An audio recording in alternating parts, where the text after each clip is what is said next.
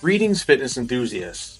Join me on an exploration of the life, impact, and enduring legacy of the iconic, the legendary, the unforgettable Richard Simmons, a master of motivation who turned mundane and boring workouts into a dazzling dance party. From the vibrant streets of New Orleans to the iconic Sweat into the Oldies phenomenon, let's take a deep dive into one man's journey that will leave no sequin tank top unturned. Also, don't forget to hit that subscribe button so that you can watch the next fitness icon that I'll be featuring next. Our story begins with the rhythmic heartbeat of New Orleans, where a young Milton Teagle Simmons discovered the joy of movement amid the soulful sounds of jazz.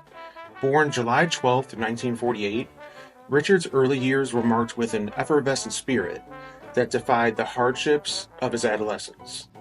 At the age of 3, he was diagnosed with asthma. In Richard's memoir, Still Hungry After All These Years, he wrote, "Back then, lots of people thought asthma was only an emotional thing." He also had a medical condition that I learned about while I was researching everything that I could to make this video. He also wrote in that book, the joint between my ankle and foot didn't work quite right. As a result, my left leg was doing up to about 70% of the work of the right leg. Richard started overeating early on in childhood, resulting in him being bullied for his weight and battles with depression.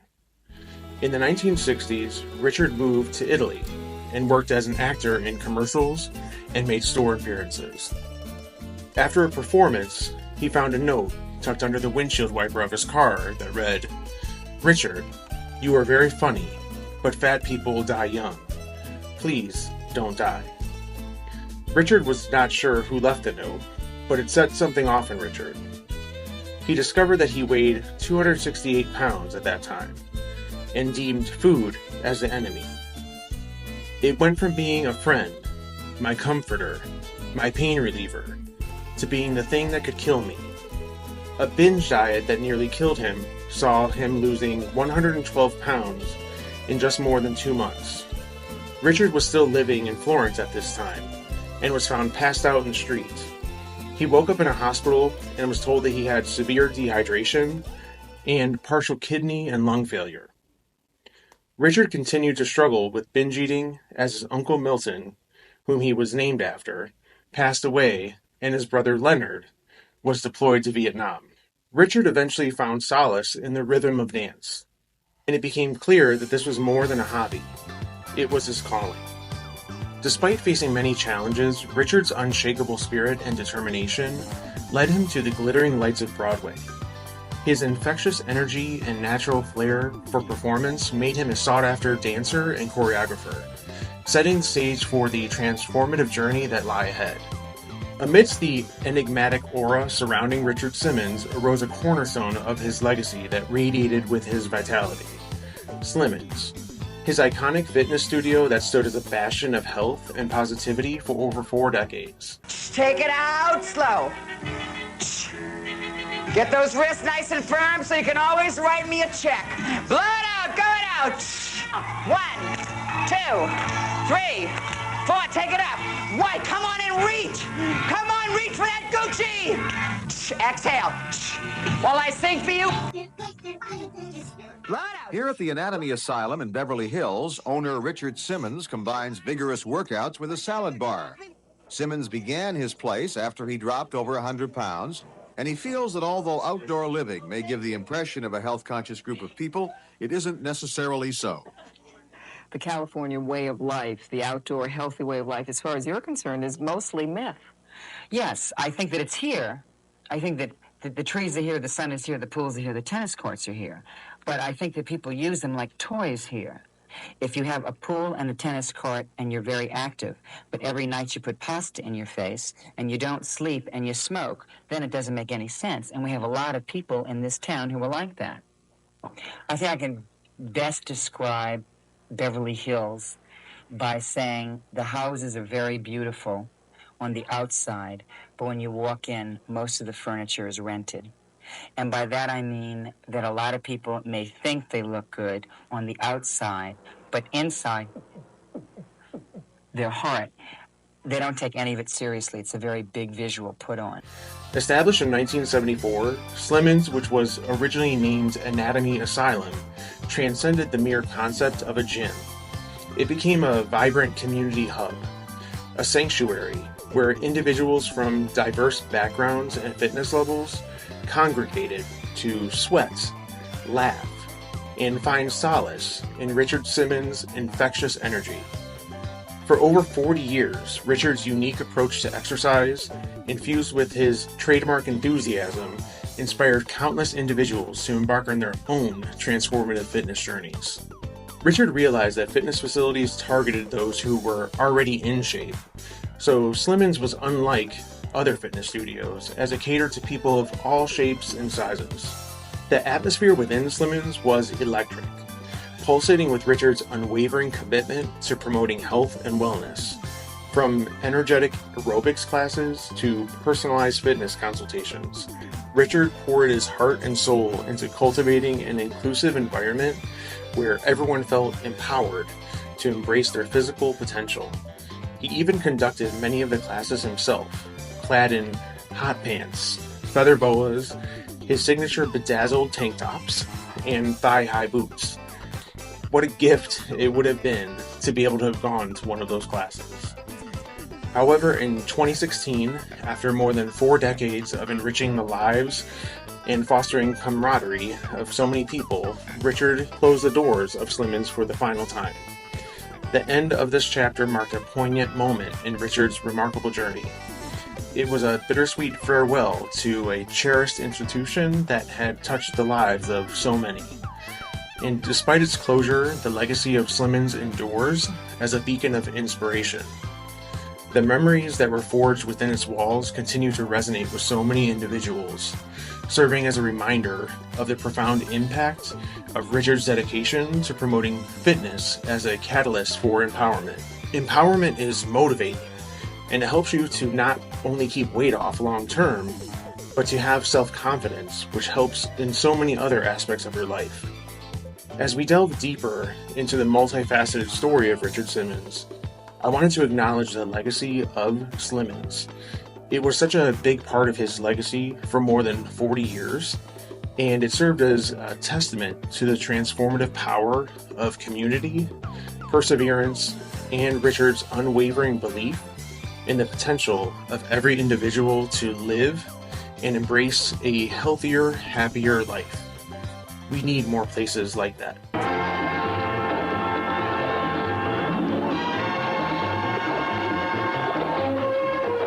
This is Jack LaLanne. Every year, Jack exhibits incredible feats of strength. Here we see him swimming the Long Beach Harbor, handcuffed and shackled, pulling 13 boats behind him, weighing a total of 25,000 pounds.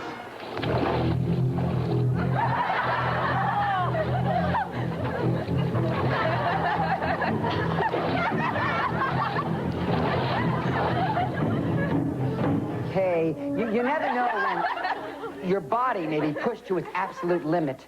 My guest today is a man who is not only in amazing physical condition himself, but he works every day helping others to be their very best. My special guest today is Jack LaLanne.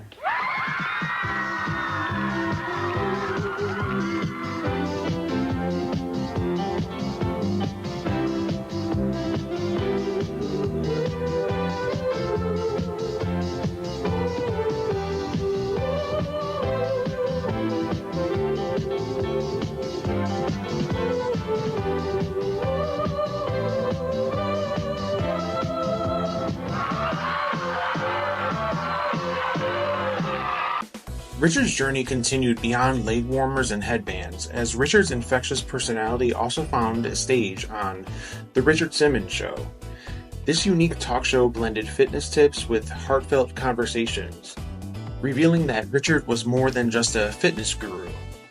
He was a friend. Looking back at clips of this show now, I see how ahead of its time it was. The show did air from 1980 to 1984, but if that show were to debut today, I have no doubt that show could be very successful. 4-year run was still phenomenal, but in today's talk show landscape, a talk show starring somebody with a personality like Richard Simmons would be a blast to watch compared to a lot of other daytime television shows.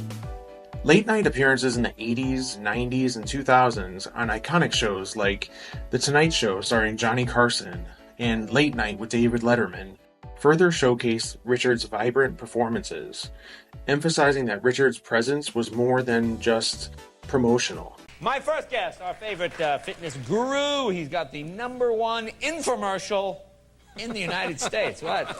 That alone. It features his Get Down the Pounds tapes. Please welcome the one, the only, the lovely Richard Simmons, ladies and gentlemen.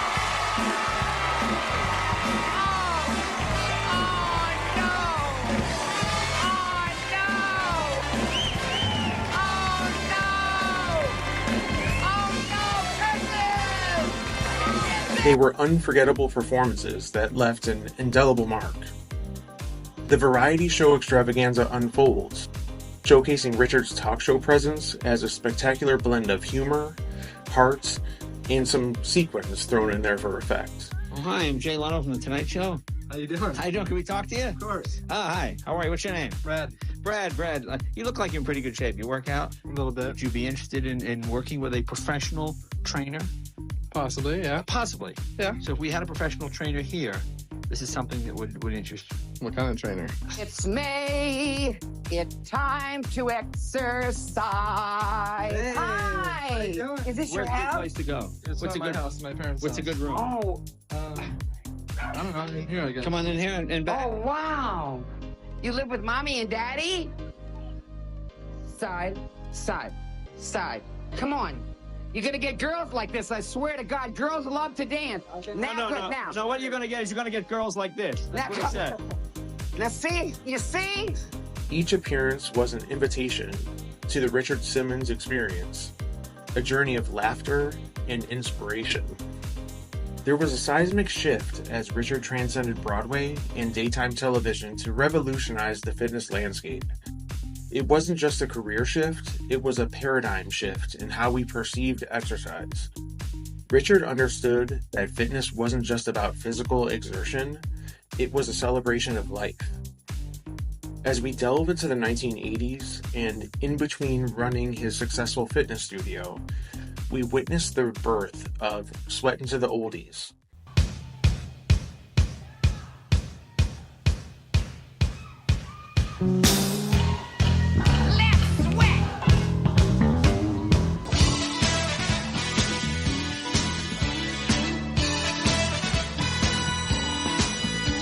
This revolutionary fitness program fused the nostalgia of classic tunes with Richard's unparalleled enthusiasm for dance, resulting in a cultural phenomenon that transcended age and fitness levels. The impact was profound, and there was a seismic shift with Richard's entrance into the home fitness industry. Sweatin' to the Oldies was more than just an exercise routine, it became a literal movement. Richard tapped into people's universal love of music and dance, making fitness accessible and enjoyable to everyone. Sweatin' to the Oldies went on to become the biggest selling fitness video of all time, grossing more than $200 million in sales. As we unravel the layers of Richard Simmons' vibrant life, we encounter a narrative that extends beyond the glittering lights of fame. Beyond the infectious laughter and flamboyant workouts lie profound struggles that shape the very core of this fitness icon. Richard's journey wasn't just a tale of success. It was a saga of resilience in the face of adversity. From his early years, he grappled with the harsh shadows of bullying and societal expectations. In a world that likes to reward conformity and admonish people who are more unique, Richard's effervescent spirit stood as a rebellion, a testament to the power of authenticity. Body image and self-acceptance became battlegrounds where Richard waged internal wars. He was talking about inclusivity and body positivity way before there were any type of hashtags. But he didn't sugarcoat things. He told it like it was. If you want to lose weight, You need to move more and eat less. These were the very qualities that endeared him to millions. The exuberance, the flamboyance, were at times worn as armor to shield against the judgments and insecurities that lurked within. The dance of Richard's life took him through periods of weight fluctuations, each pound gained or lost echoing the rhythm of his own personal symphony. Yet in the relentless pursuit of happiness, he transformed his struggles into triumphs, proving that the journey to self-love is often the most arduous, but also the most rewarding.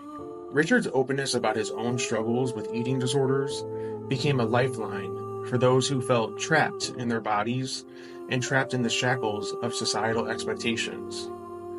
His vulnerability resonated as a beacon of hope, illuminating a path towards self-acceptance in a world that frequently dictated norms and frequently cast aside anyone who refused or couldn't conform to those norms.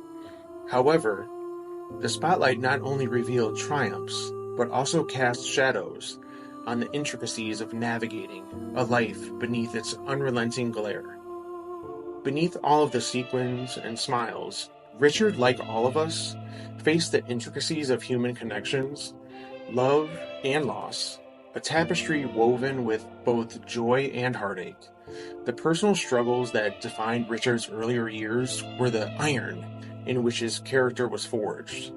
The man who emerged was not just a fitness icon, but a symbol of resilience, an embodiment of the belief that one's imperfections could be and should be transformed to strength.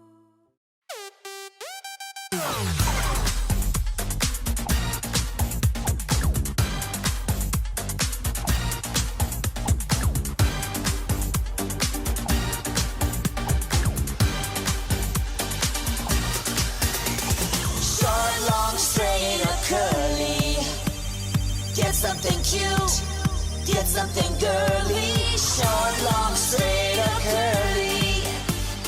Get something cute, get something girly. You may be as surprised as I was to learn that Richard Simmons never came out as gay.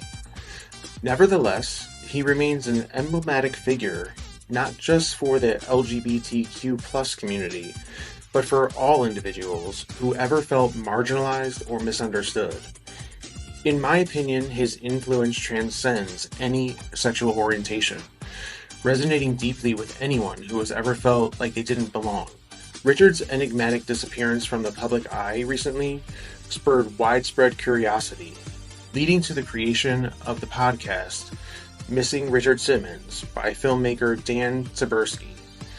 Through this podcast, Richard's impact on those around him was explored, highlighting his kindness and compassion. While some have questioned his role as a gay icon due to his reluctance to openly discuss his sexuality, Richard's significance goes far beyond any single identity. We do not need to put ourselves in a box for anyone, and that includes celebrities.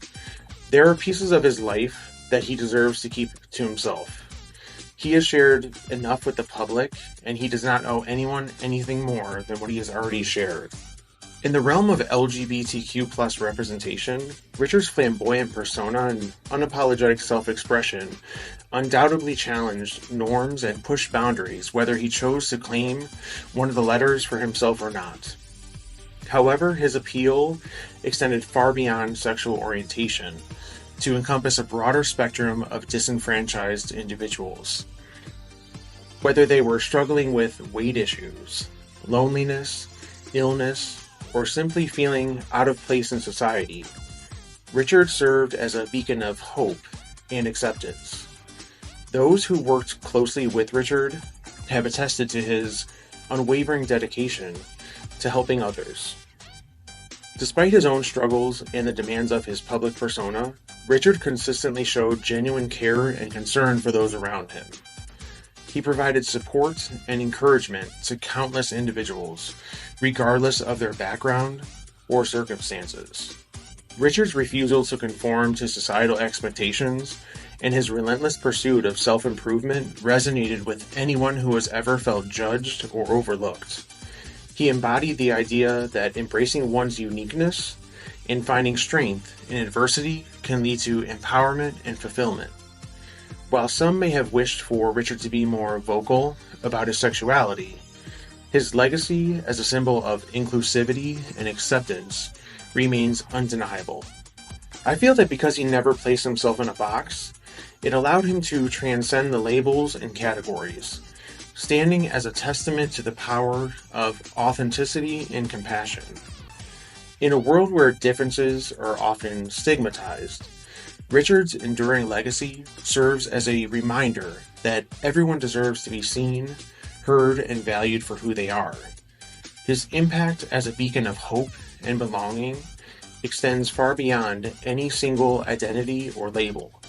Richard Simmons is, without a doubt, an icon for anyone who has ever felt like they didn't fit in. The narrative evolves as we navigate through Richard's deliberate choice to step away from the public eye, a decision rooted in the deeper understanding of the complexities he faced in the limelight. As we reflect on his earlier struggles, it becomes evident that Richard's retreat was not just a quest for personal solace, but a deliberate act of reclaiming agency over his narrative. The pressures of fame, combined with the relentless scrutiny that accompanied it, had long been companions on Richard's journey. His earlier battles with body image and societal expectations were compounded by the demands of being a public figure. The weight of expectations, both literal and metaphorical, became a burden carried not just on his shoulders, but etched into the very fabric of his being.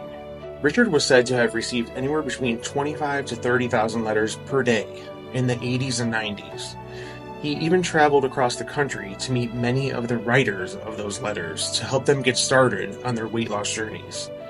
On top of responding to letters and meeting people, he was known to make personal phone calls, at times 40 to 50 calls per day, even following up with those people to make sure that they were staying on track. So Richard's decision to step away wasn't an admission of defeat, but a strategic move to preserve himself.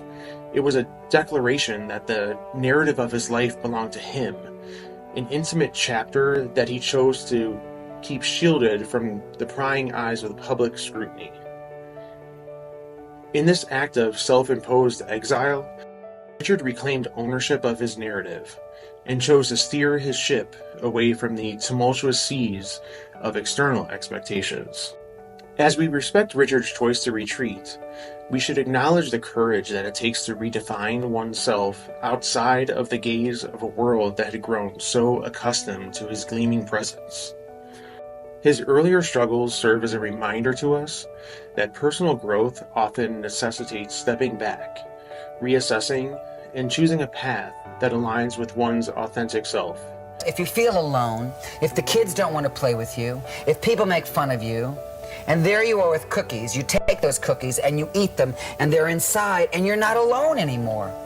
There is something there. Food sometimes takes the place of human emotion or human understanding. And I was subject to that as a child. As a fat person, no matter how old you are, you must make some kind of an interpretation of your life. It could be that you're going to be a very quiet wallflower and you're going to let people pick on you, or you're going to be a gutsy, ballsy kid who stands up for his right and says, "How dare you for judging me by what it says on the scale? How dare you do that? I'm a human being just like you. Don't do that." That's what I try to tell people. I think that those of us who have struggled with weight can relate to that. A lot of times we are put into a box, either by others or ourselves, and it becomes hard to figure out who we truly are. When we lose the weight and start figuring all of that out, people have preconceived notions of who we are based on who we have been for so long. We have preconceived notions of who we are as well, because we never had the opportunity to get to know ourselves. We kept ourselves hidden away for so long. And I know for myself, I have the desire to prove others wrong, and that still drives me. Whereas Richard has already proven that he is a success. So, in honoring Richard's legacy, we should recognize the importance of acknowledging the whole journey, the triumphs, the struggles, and the intentional choices made in pursuit of his inner peace. The man who has taught so many of us to dance through adversity is now asking for people to respect his chosen solitude. In the midst of Richard Simmons' retreat from public life, a new storm brewed. A biopic was announced by none other than comedian and actor Pauly Shore, who found himself cast in the lead role due to his uncanny resemblance to Simmons. A resemblance that had already sparked a viral meme frenzy. Simmons, who is rarely seen in public, took to Facebook to denounce the movie, clarifying, "I have never given my permission for this movie." His words rang with the resolute tone of someone safeguarding their privacy in a world that is always craving that next spectacle. Now, amidst the frenzy surrounding the proposed biopic, Warner Brothers subsidiary Wolper Organization announced their intent to produce a film celebrating Simmons' life. They expressed a desire to honor his legacy while respecting his privacy, acknowledging his profound impact on millions. Meanwhile, Pauly Shore, eager to do justice to Simmons' larger-than-life persona, embarked on a quest to connect with the elusive fitness icon. Despite Simmons' reclusive nature, Shore has remained undeterred, affirming his commitment to bringing Simmons' story to the silver screen. Honestly, I think this man right here was born to play this part. He encapsulated the character so well. In this year, Mama wants to see. A lot Mama of energy brought it, and that it really jumped out in his performance. So it's the short that we did based off of the Richard Simmons story. So. All right, our next guest has been helping people change their lives. I personally requested our first guest, who has dedicated his life to helping other people. It's called Sweating to the Oldies 5. Please buckle your seatbelts and clap as fast as you can for the one and only Richard Simmons.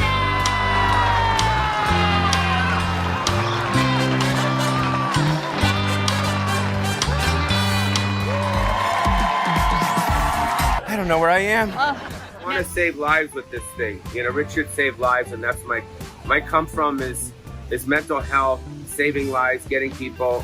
You know, with you know how the world is now. It's a while. It's not like it was.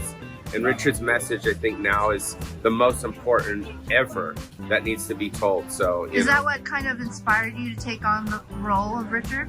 Both. I mean, it's a combination of a lot of things. I mean, first, it's my physicality.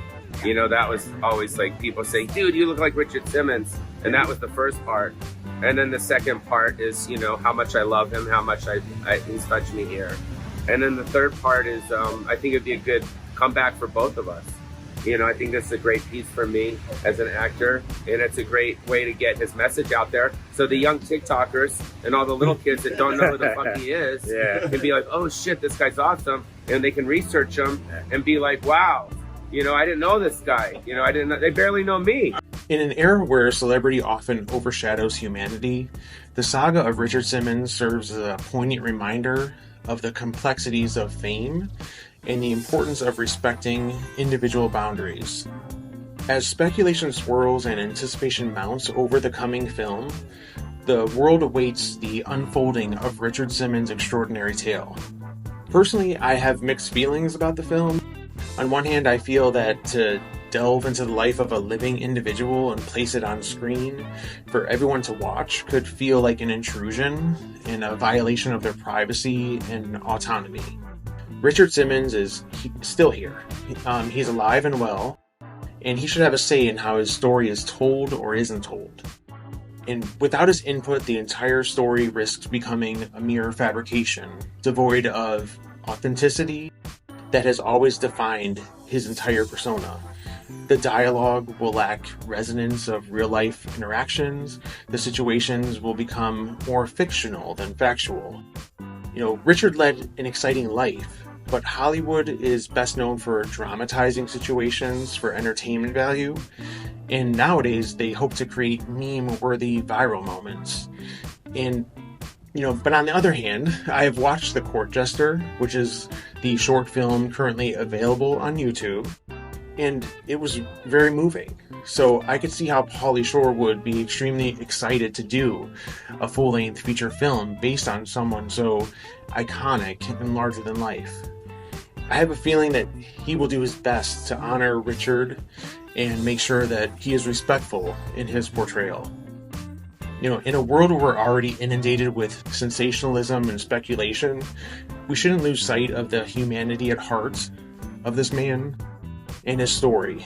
I hope that the filmmakers do their best to honor his legacy, because anything less would be a disservice to the man who has done so many good things for so many people.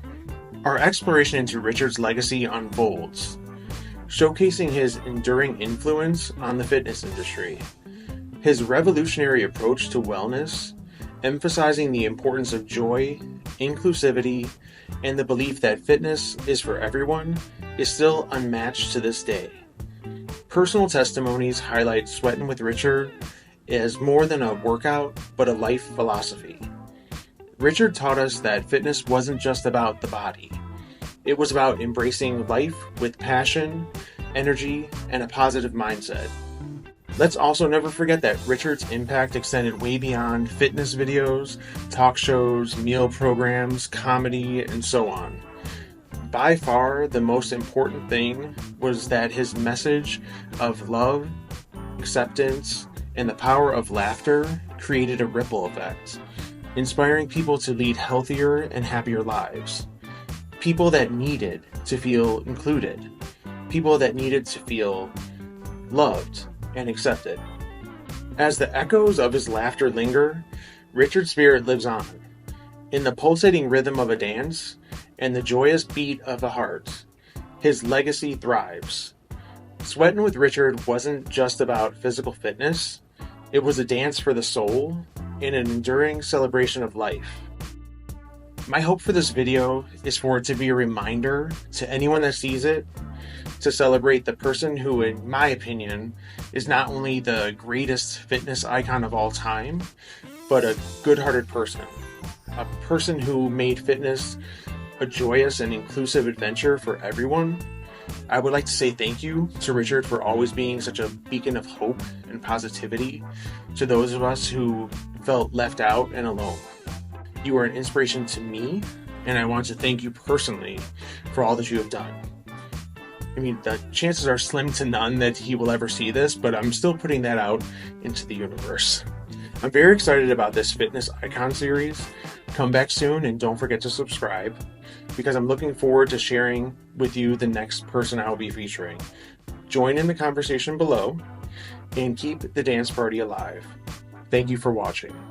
I was the one made fun of. I was the one who was not Mr. Macho. I was the one who had curly hair in the 50s when you were supposed to have straight hair. And all of these things were kind of working against me, and I felt very bad about myself. And I did lose my weight, and I did get my act together.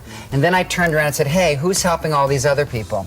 Who is a role model for these other people? Who is willing to travel 300 days a year and spread the idea of eating right and exercising and being motivated? And then I knew that that person had to be me, because I really did look at some person and know what they went through and know what they go through. I mean, a lady walked up to me this morning and said, Richard, last week I got caught in a turnstile in the supermarket. And everyone laughed and everyone looked, and it was like I was there for 5 hours, and I was there for maybe 1 minute. And I know what that woman felt like, because we live in a world where overweight people have no respect, where overweight people are discriminated against in jobs, in bed, in society. And I think I would like to put that to bed. I would like to take the existing overweight and obese people and help them. And I would like to take the school system and redesign it so there's a mandatory exercise class and a mandatory nutrition program for children starting in first grade. Those are my dreams. If we live in 1985, and the food industry owns America. The commercials, the radio jingles, the television, the food ads, the supermarkets, the pressure on our society, they dictate what we're like. And you know what they do?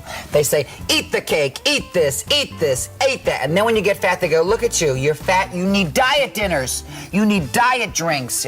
We just screw them up more and more. People don't need diet dinners. People need respect. People need a sense of humor, and people need to be educated. People need to take their stomach back to school and learn nutrition. Hairdo.